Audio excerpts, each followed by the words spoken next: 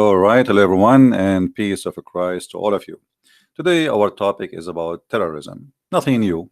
I mean, terrorism is ugly, disgusting, and all of us, we reject such a behavior.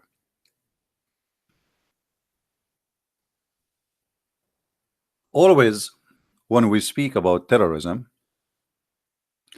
we need to understand what the word terror meant and what is the target.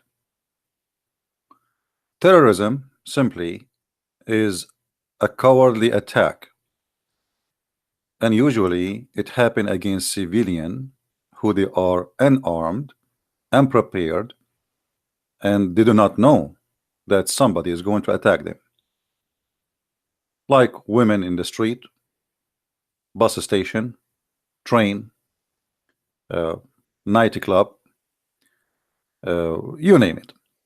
And in this case today we heard the news about this madman who killed and he shot almost 49 people in the mosque in New Zealand.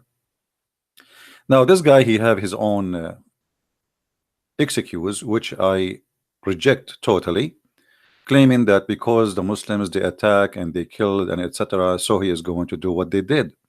But this is a false excuse, because it's still, you don't do, if you are rejecting crimes, you don't do crimes. Same time, those people who they are in the mosque, they did not do anything to you. They are not even one of them is one of those shooters who did shoot in your country. It's called Australia. So you are shooting at who? At people who never did anything wrong to you. So anyone he wanna do killing, always he come with excuses, and excuses is the most ugly part of terrorism. But the problem is, people want to talk about what happened today, but they don't want to talk about the roots and the solution. Is my voice coming clear, guys? Is my voice coming clear? Please let me know if you have any difficulty. You see, if for all of us, and I am in, always I reject hate and I reject terrorism, I reject violence, because simply this is not only I reject it as a person, as a human being, but this is against the teaching of Christ. But if you want to fight a problem, you don't just give somebody is dying from a disease, you give him like a pill for a headache and say, okay, now you feel better.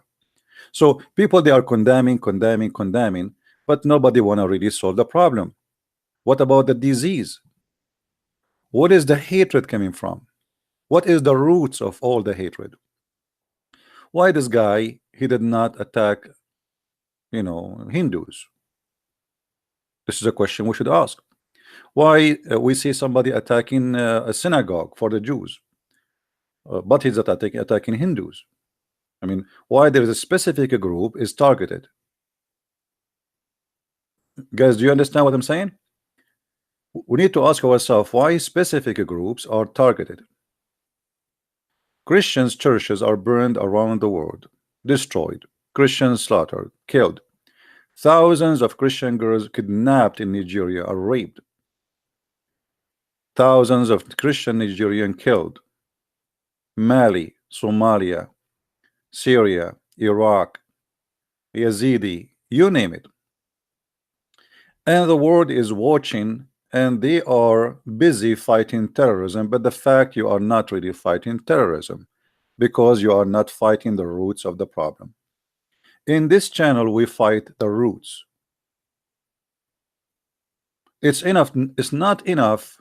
Okay, now you capture a terrorist or you kill the terrorist, but tomorrow there's more terrorists will come because they still adopt the idea. So in order to fight terrorism, you have to fight the idea of terrorism.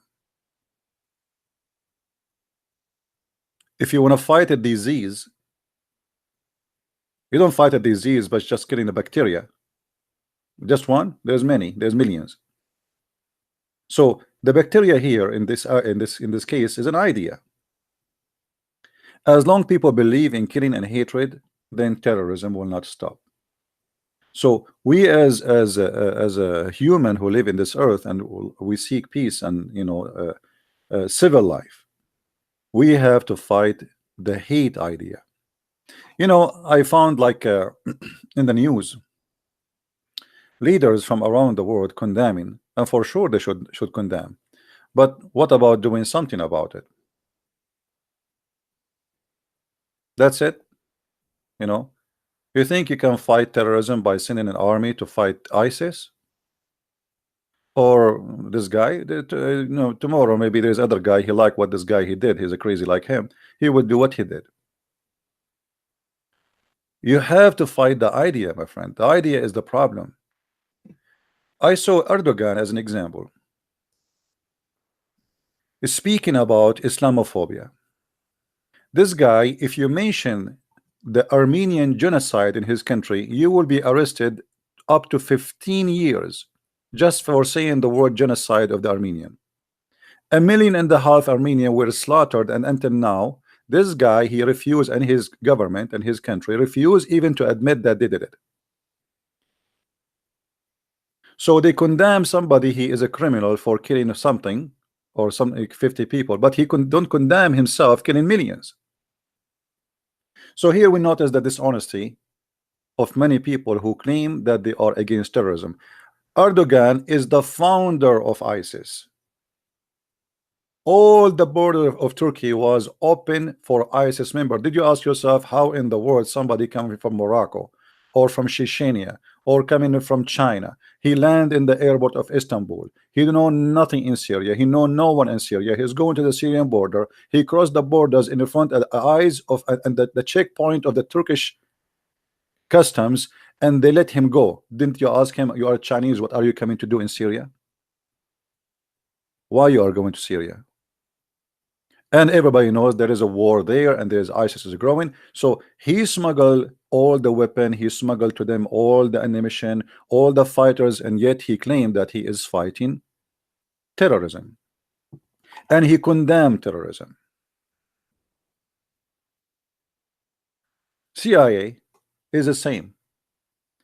During the time of the Soviet Union, the CIA, they send their trainers to train the Mujahideen in Afghanistan. Train them to do what? To do terrorism attack. As simple as that. You want to call it fighting the Soviet Union? I mean, Soviet Union, so what? The Soviet Union are, there's a government, and you are training terrorists. So the CIA, when they want, they support terrorists, and when they want, terrorists are bad. The same garbage. So they claim outside that we fight terrorism, but we support terrorism in the same time. So now those mujahideen, they believe in Allah, they believe in killing the kuffar, they believe in killing those communists, those atheists, and then what we do, we go there and we say, okay, we will give you arm, we will train you, and go ahead, and we say to them, Allahu Akbar. The same garbage. But if you ask any official in USA, do you condemn terrorism? He will say yes. But in fact, how many terrorist groups USA supported in the last, let us say, 50 years? Right now, as we speak, ISIS lost hold, which means ISIS is almost gone in Syria. But is ISIS is gone? No, because it's not for the benefit of many countries that ISIS will go. As we speak now, Erdogan is protecting Al-Qaeda in north of Syria. And as we speak right now, Trump, he is planning to withdraw all the army of USA from Syria. Why, Mr. Trump? Are you done there? No more terrorists left there? Al-Qaeda is controlling a big part of Syria still. Suddenly, Al-Qaeda is not our target, and our target is just ISIS. Why? Because Al-Qaeda now, they are serving, let us say, a target for USA.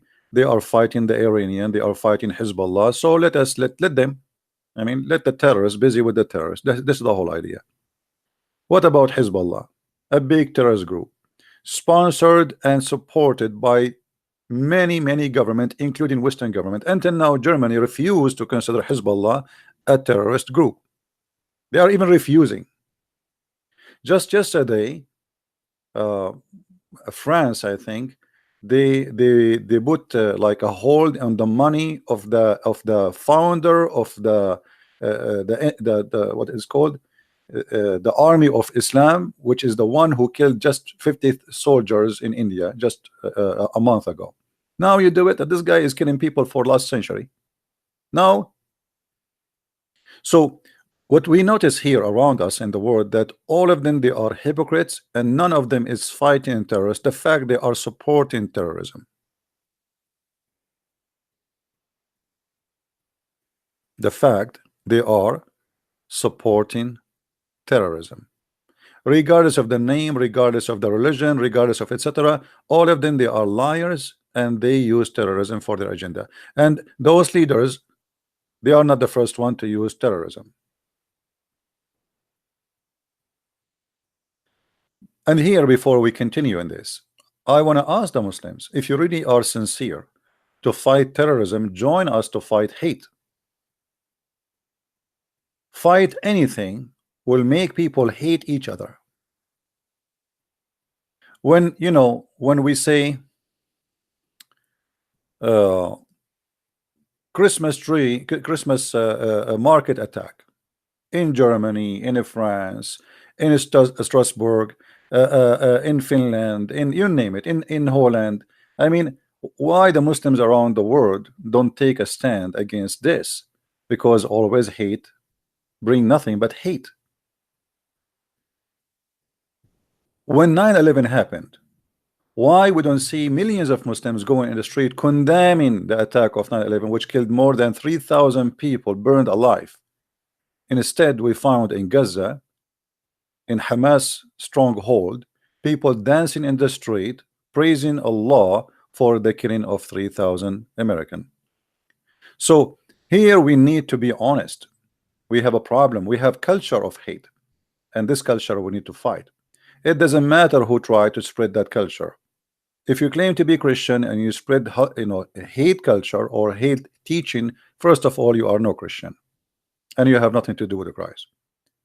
If you are a Muslim and you believe in that culture, then you need to ask yourself, what is next? What do you want? Do you think really you can destroy America by attacking a gay nightclub? Do you think really that will solve the problem?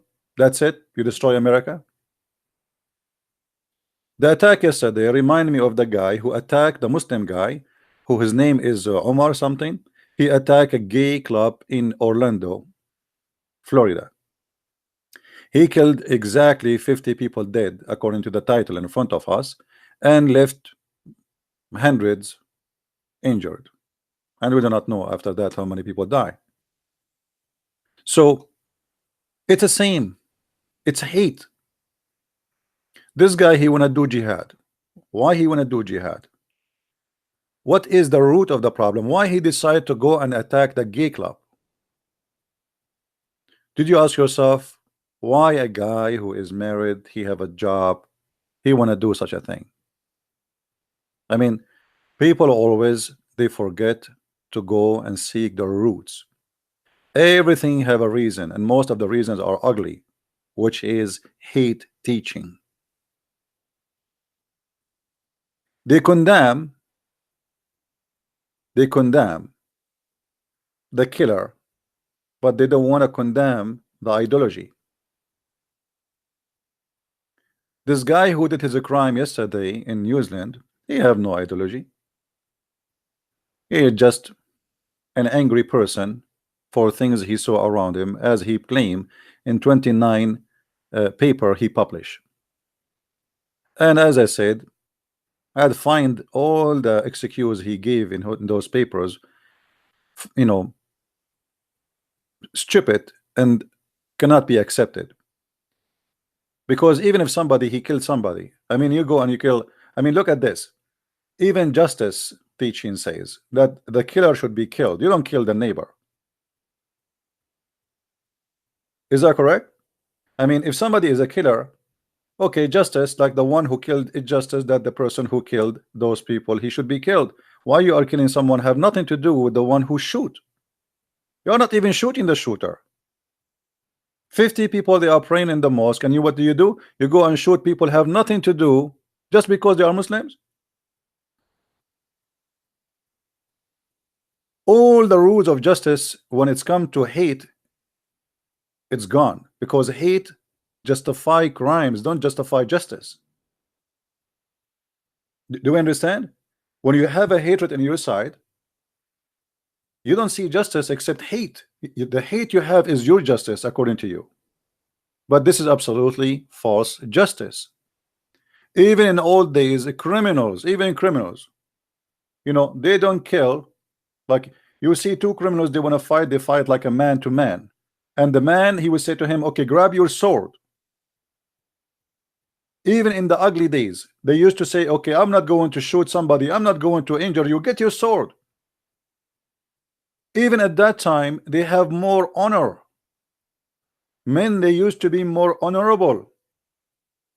How you want to fight a person or you kill a person who have no arms in his hand?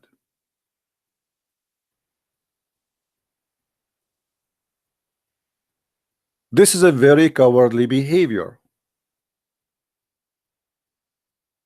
People in nightclub, you go and you start shooting. Is that making you a hero? What about you? Tell them I am coming and I have arms with me, and let us see what will happen. If you are really a man.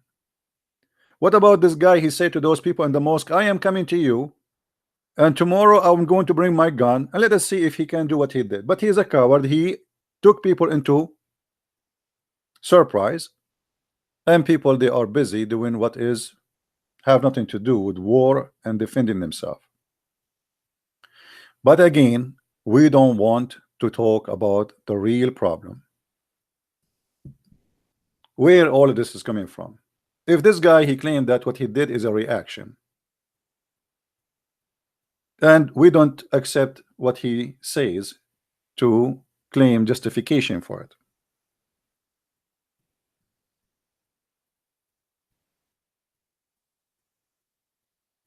We ask the Muslims to join us to fight the roots of the problem, and the roots should be condemned by anyone anyhow. If I have a prophet and he is a terrorist, and then I consider him, he have the right to do terror, so how you can condemn other terrorists? Either you condemn all terrorists or you condemn no one. I condemn all terrorists, no matter who they are. If somebody claims to be Christian and he's a terrorist, we should fight him. And actually, if I am armed and I exist in that mosque, when this guy he came, I will be the first to shoot this criminal and take him down to defend those poor Muslims. A Christian should not watch a crime and he watch silently. Here you will see that Muhammad, he did exactly as this guy what he did. He waited for people who they are busy, they are living their life. Women, they are cooking. The men, they are watering their animals. And this is a story reported by the Muslims themselves, printed, published, transformed through centuries to us, protected by Muslims. And obviously, those who wrote this story, they are proud about the Prophet. It says the Prophet had suddenly attacked Bani al-Mustaliq without warning, the same exactly as this criminal who attacked the mosque, while they were headless and their cattle were being watered. They have no idea what's coming to them. Women are cooking, kids are playing, the men are feeding the animals, and the terror is coming. What is missing in this story, Muhammad at that time, he don't have Facebook. Otherwise, I assure you, he will publish it too, because obviously he's proud of what he is doing. And then Muhammad, after he killed all the men,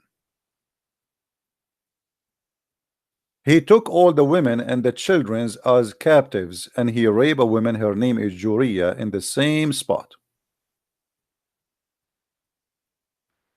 Why we don't condemn this terrorist? Just because you gave him a title of a prophet? No one is above the law.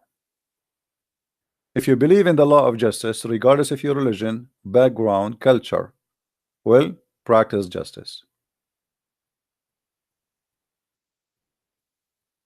When somebody speak and he says terrorism, or I am a person who condemn terrorism, and then he says to me, I love the prophet.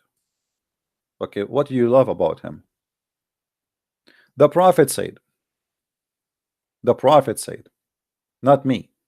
The messenger of Allah said, I've been helped. Actually, in Arabic, it says, I've been victorious by terror.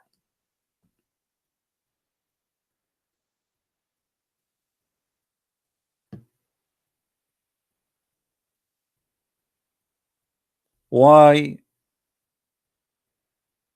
we don't see people condemning the first terrorist in front of us? Big terrorist. All terrorists are ugly. A terrorist from New Zealand is no better than this terrorist. Why people are being dishonest? Condemn all act of terrorism. Condemn all those who teach hate. Those books are published in the newspapers, in schools, everywhere, in libraries.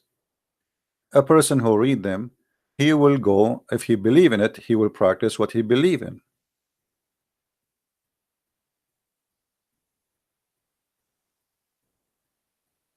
And as you see, this is what they believe in. So we have to fight a belief of hatred, and we have to stand against it. And we are here to help the Muslims and anyone who ever think to adopt hatred, to understand that hatred is not a solution.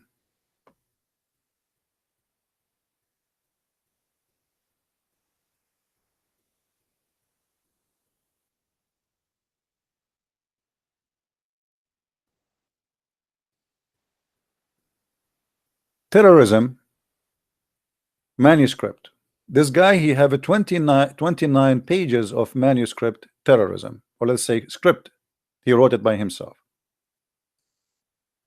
But that script is no better than the script.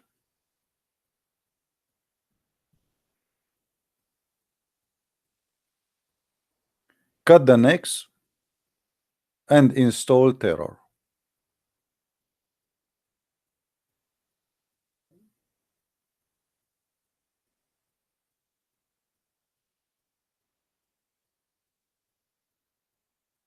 That is terrorism.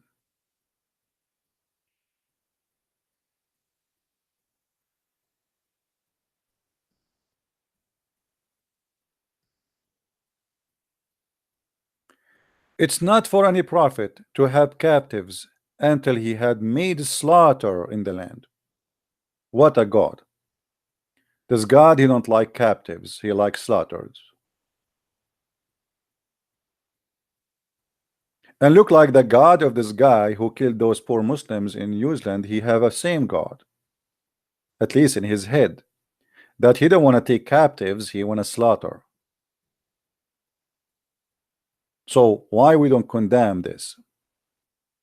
Chapter 8, verse number 67.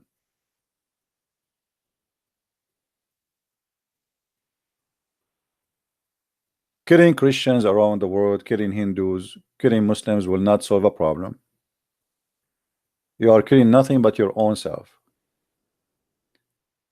Life is like a mirror, and hatred will come back to you. Don't preach hate, don't teach hate, because you are yourself, you are going to hurt yourself. It's going to come back to you always.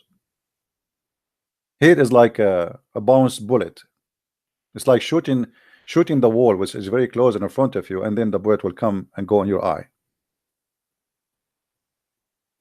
But as you see, nobody want to speak about the real problem. Here we fight terrorism better than any FBI department or any police department in the world.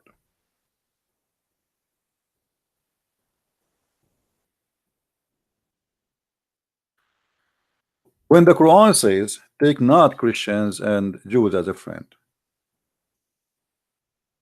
and we say to Muslims, let us be friends, that is the best way to fight hate. This is the best way to fight hate, my friends.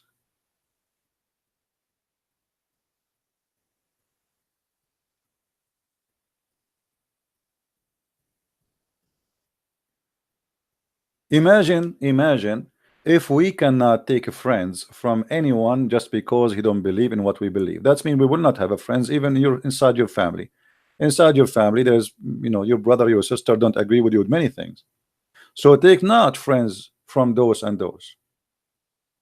That is the root of the problem. When the Quran says take not Christians and Jews as a friends, what does that mean? Take them as enemies?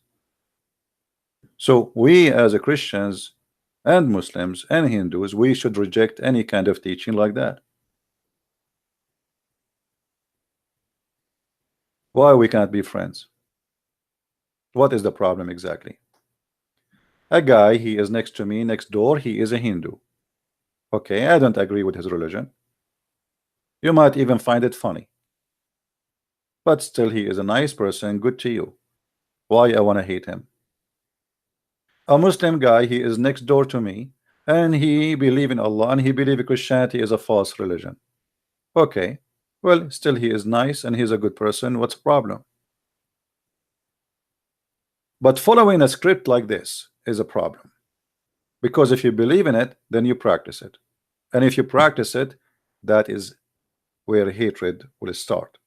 If you teach your child since an early age, he is 6, 7 years old, says, oh, the Quran says take not Christians and Jews as a friends, what do you expect of him when he is a growing man?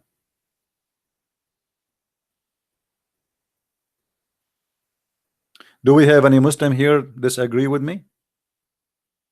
Who is a Muslim would like to give me a call and have a nice conversation together?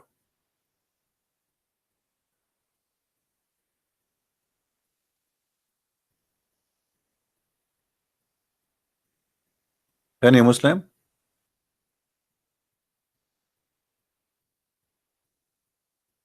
If you are a Muslim and only a Muslim, please feel free to contact me and I will take your call and I will be happy to hear you. Why we cannot be friends? What is the problem?